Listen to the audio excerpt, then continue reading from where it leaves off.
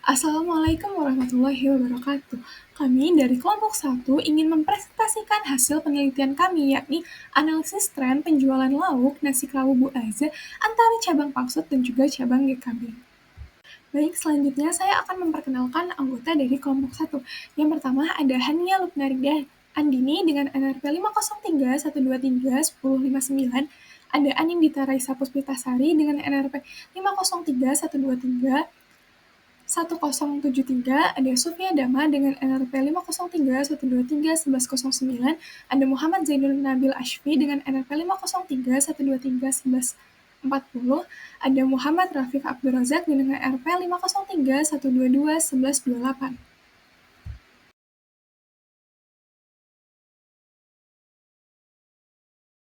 Yang pertama ada latar belakang. Nasi kerawu adalah salah satu kuliner khas Gresik yang memiliki daya tarik yang cukup besar di kalangan masyarakat, dan usaha nasi kerawu Bu Aza menjadi salah satu merek yang cukup dikenal di kota tersebut dengan beberapa cabang yang tersebar termasuk di GKB dan Bangsud. Setiap cabang menunjukkan dinamika penjualan yang berbeda yang tercermin dari variasi menu yang paling diminati oleh pelanggan. Berdasarkan data penjualan yang ada, terlihat bahwa setiap cabang memiliki menu unggulan yang paling laris yang mengindikasikan adanya perbedaan preferensi pelanggan yang dipengaruhi oleh beberapa faktor seperti lokasi geografis, karakteristik demografis, dan kebiasaan konsumsi di masing-masing area. Dan selanjutnya ada rumusan masalah dan tujuan. Rumusan masalah yang pertama, bagaimana tren penjualan lauk nasi kerawu Bu Aza di cabang GKB dan Pangsut selama 3 bulan terakhir. Dan yang kedua, menu lauk apa yang paling sering dibeli oleh pelanggan di masing-masing cabang. Dan yang terakhir, bagaimana visualisasi tren penjualan lauk nasi kerawu Bu Aza di cabang GKB dan Pangsut selama 3 bulan terakhir. Dan selanjutnya ada tujuan. Yang pertama, mengetahui tren penjualan lauk nasi kerawu Bu Aza di cabang GKB dan Pangsut selama 3 bulan terakhir.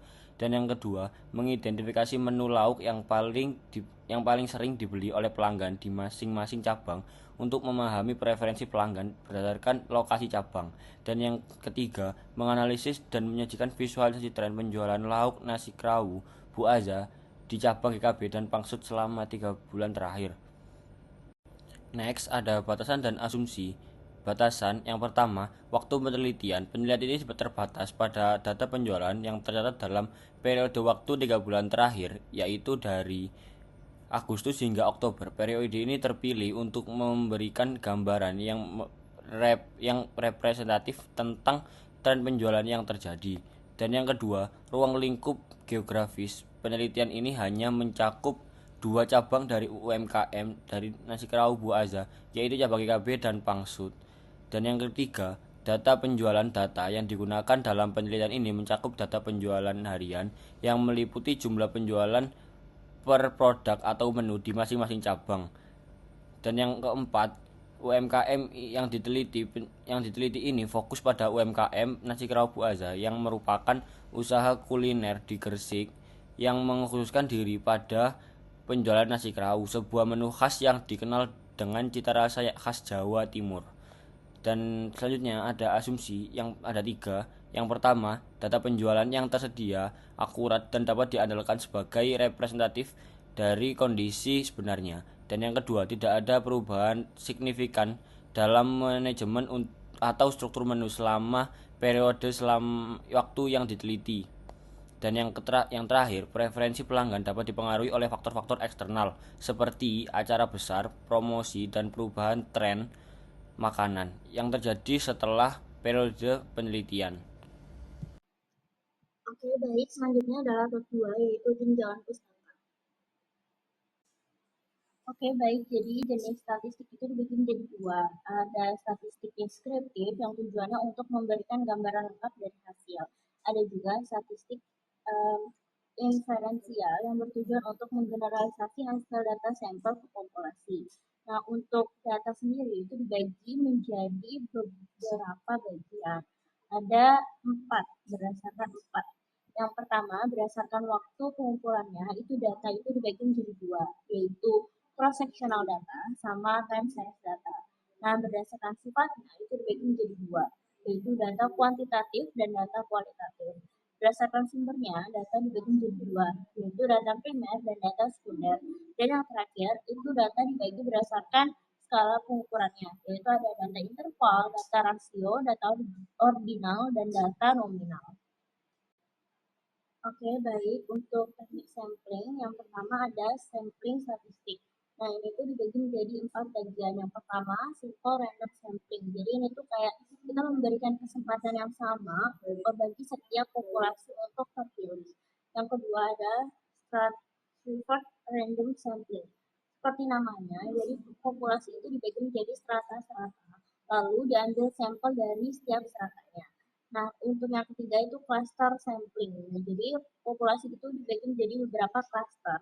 Lalu cluster yang misalnya cluster A itu dipilih dan itu tuh dipilih berdasarkan acak atau random. Nah, untuk statistik sampling non statistik itu ada 4. Yang pertama ada kuota sampling. Ini tuh jadi kayak sampel itu dari kuota tertentu subkelompok populasi. Terus ada juga purposive sampling. Ini tuh memilih individu yang relevan dengan tujuan penelitian. Yang ketiga ada snowball sampling, yaitu responden awal yang merekomendasikan individu lain. Dan yang terakhir ada confidence sampling. Jadi itu memilih sampel yang mudah diakses atau tersedia saat itu. Lanjut, untuk ukuran kecenderungan pusat itu ada tiga rumus yang sering kita pakai, itu kayak rata-rata, mutu, sama median. Nah, untuk ukuran keberagaman itu ada 3 juga. Ada rentang atau range, terus ada varian, sama standar deviasi. Nah, kita juga perlu mengukur kuartil dan persentil. Itu ada kuartil rumusnya sebagai berikut, sama ada persentil rumusnya sebagai berikut. Persentil ini dibagi menjadi 2 lagi, ada yang data tunggal sama data kelompok. Nah, selain itu kita juga harus menentukan fitness dan kurtosis, juga kayak CV atau koefisien variasi. Nah, berikut adalah rumus-rumusnya.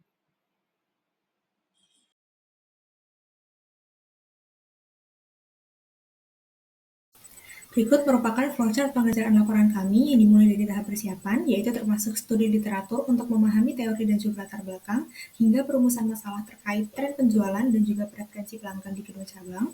Selanjutnya diikuti oleh metode sampling, kemudian diikuti oleh verifikasi kualitas data dan juga rekapitulasi hasil observasi. Kemudian dilakukan pengujian keseragaman pada data, dengan melakukan eliminasi outlier jika diperlukan sebelum kemudian dilanjutkan ke uji kecukupan untuk memastikan bahwa sampel telah memadai. Lalu dilakukan uji normalitas dan juga perhitungan manual untuk memastikan distribusi data telah sesuai. Kemudian data yang memenuhi syarat normalitas, kemudian dianalisis lebih lanjut untuk mendapatkan temuan utama yang nantinya akan dirangkum dalam bentuk saran dan juga kesimpulan untuk menjawab permasalahan penelitian.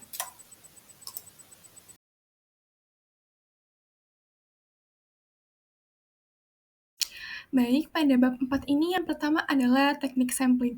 Jadi, dari penelitian yang kami lakukan, kami menggunakan stratified sampling, yaitu sebuah teknik pengambilan sampel yang membagi populasi ke dalam kelompok atau strata berdasarkan karakteristik yang relevan dengan tujuan penelitian.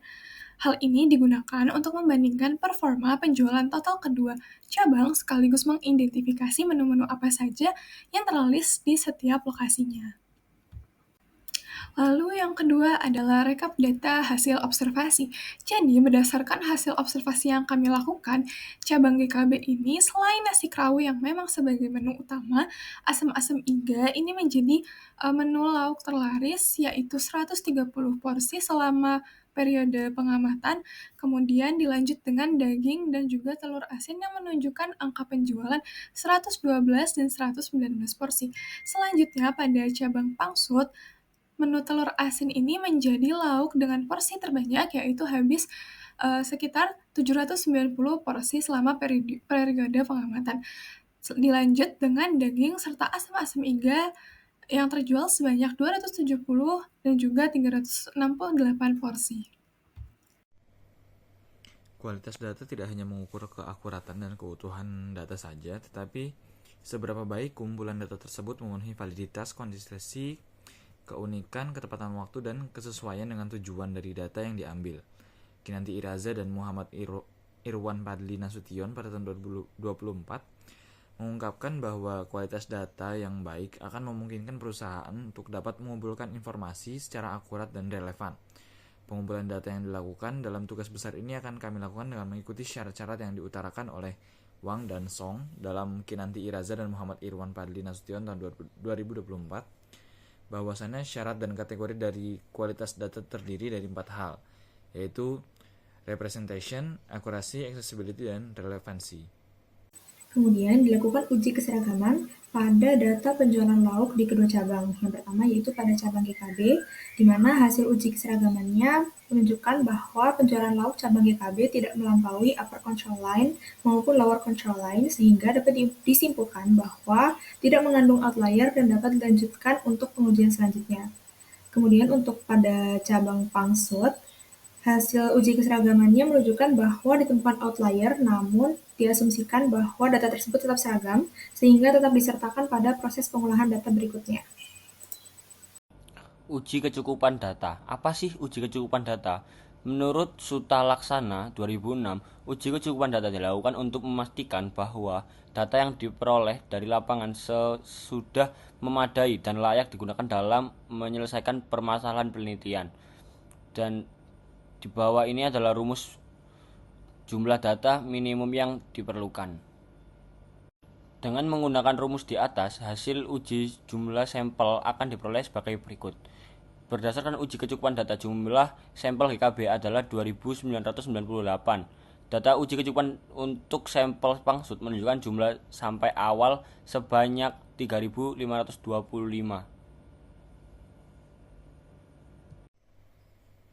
Pengujian normalitas data harus dilakukan pada suatu hasil data agar dapat diketahui apakah data yang diperoleh sesuai dengan distribusi normal, seperti yang dikatakan oleh Nasrum A pada tahun 2018. Nasrum melanjutkan, data normal itu sendiri merupakan salah satu syarat yang harus dipenuhi untuk dapat melakukan uji interferensi statistik.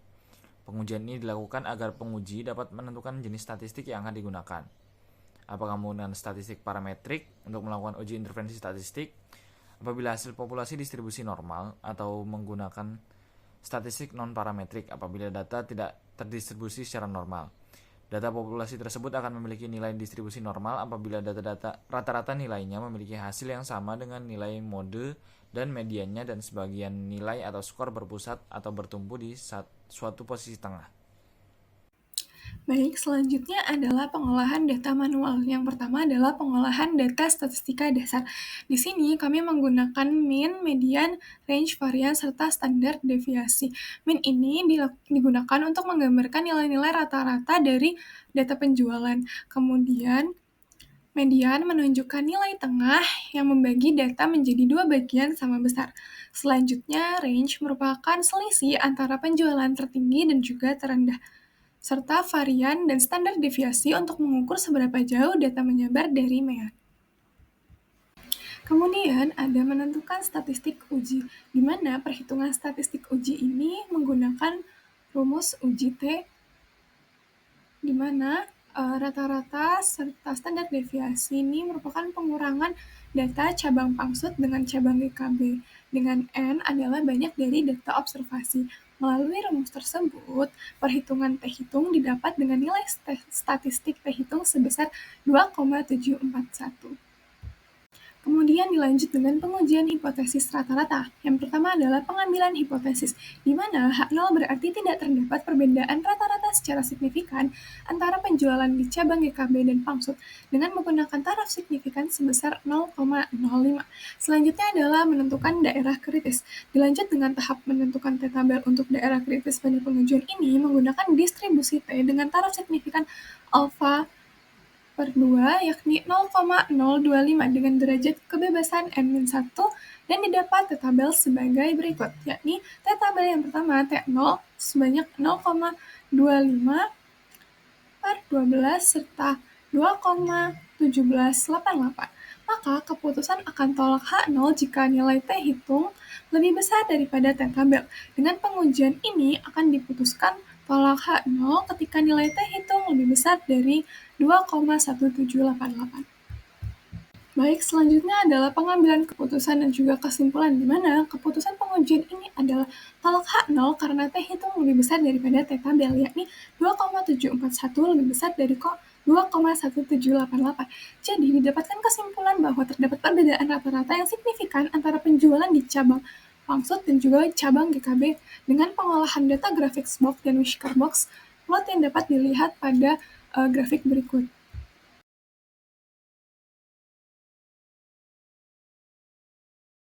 Kemudian, pada bab 5 merupakan analisis dan interpretasi hasil pengolahan data, di mana pembahasan pada bab ini berfokus pada analisis tren penjualan lauk nasi kerawu di 2 cabang. Analisis dilakukan menggunakan metode regresi linear sederhana untuk mengidentifikasi pola penjualan dari waktu ke waktu. Dari hasil analisis regresi diperoleh bahwa persamaan Y sama dengan 205 ditambah 23,5X dengan intercept A sama dengan 205 yang menunjukkan bahwa pada bulan awal sebelum Agustus 2024 atau bulan ke-0 merupakan estimasi penjualan lauk yakni 205 unit dengan koefisien regresi sebesar 23,5 yang menunjukkan rata-rata penjualan sebesar 23,5 unit dengan nilai koefisien determinasi sebesar 99,86% yang menunjukkan bahwa model regresi ini sangat baik dalam menjelaskan variasi. Selanjutnya persamaan Y sama dengan 138,33 dikurangi 110X dengan intercept sebesar 1038,33 yang menunjukkan bahwa pada bulan awal sebelum Agustus, estimasi penjualan lauk sebesar 1038,33 unit dengan koefisien regresi sebesar minus 110. Hal ini menunjukkan bahwa setiap bulan terjadi penurunan rata-rata penjualan sebesar 110 unit dengan nilai koefisien determinasi sebesar 84,0,5 dengan regresi ini cukup baik dalam menjelaskan variasi. Berikut merupakan tren penjualan antara cabang GKB dan juga Pangsut, di mana grafik tersebut menunjukkan tren penjualan untuk nasi kerawu Bu Aza ini lauknya di antara 2 cabang, yaitu GKB dan juga Pangsut, di mana garis tren ini menunjukkan bahwa ada pertumbuhan konsisten pada penjualan di cabang GKB. Kemudian pada cabang Pangsut sendiri, penjualan menunjukkan tren penurunan pada 3 bulan terakhir. Baik, dari visualisasi berikut merupakan grafik yang dapat diketahui pada cabang GKB, menu asam-asam iga ini menjadi lauk dengan penjualan terlaris, yakni sebanyak 130 porsi diikuti dengan daging dan juga telur asin. Kemudian pada cabang Pangsut, telur asin ini menjadi lauk dengan penjualan tertinggi, yakni 790 porsi, dilanjut dengan asam-asam iga dan juga daging.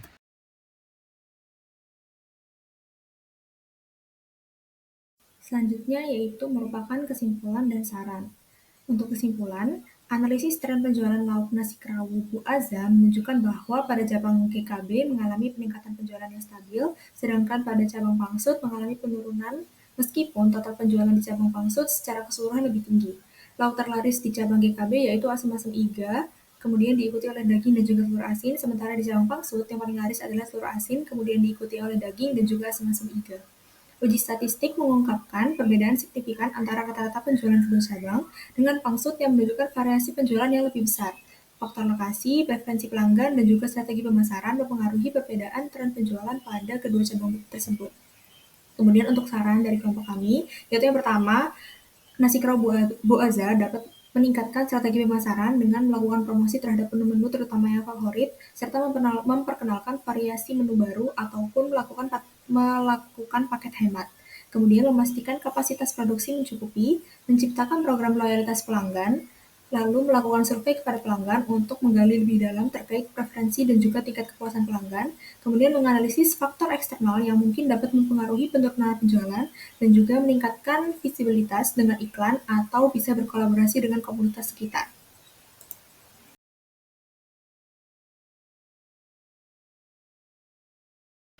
Baik, sekian presentasi dari kelompok 1. Wassalamualaikum warahmatullahi wabarakatuh.